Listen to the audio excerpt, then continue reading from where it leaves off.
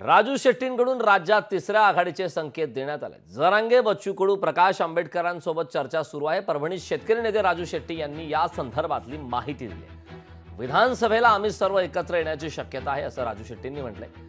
राजू शेट्टी, जरांगे, बच्चू कडू, आंबेडकर एकत्र येणार आहेत। याबाबतची चर्चा सध्या राज्याच्या राजकारणात रंगत आहे। तिसरी आघाडी त्यामुळे निर्माण होईल का हे पाहणं महत्त्वाचं आहे।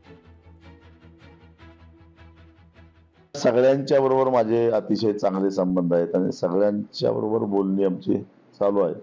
बघू भविष्यामध्ये, पण शक्यता वाटते सगळे एकत्र येतील असं। सगळ्यांना चटके बसलेले आहेत, सगळे पोळलेले आहेत आणि सगळ्यांचा उद्देश एकच आहे की सामान्य माणसाला न्याय मिळवून देणं।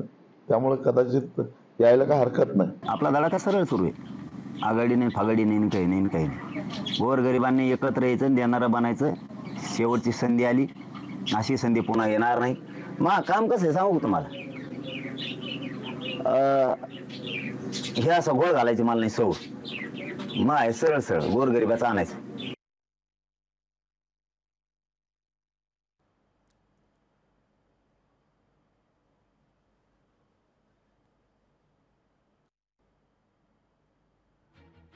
आम्ही पहिले आता संभाजीनगरचा 9 तारखेचा आंदोलन आमचं आहे।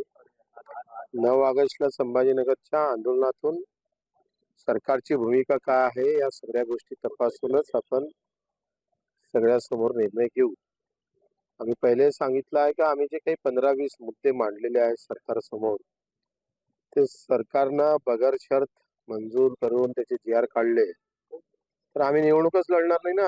मी कुठलीही तिसरी आघाडी करत नाही। शेतकरी, शेतमजूर, कष्टकऱ्यांची आघाडी राहील। हे बाकीचे सगळे आघाडी निवती हे तिसरी आघाडीमध्ये जाऊ शकतो। आमची आघाडी पहिली राहील। लोकशाही मराठी ऐका, पहा, जागरूक रहा।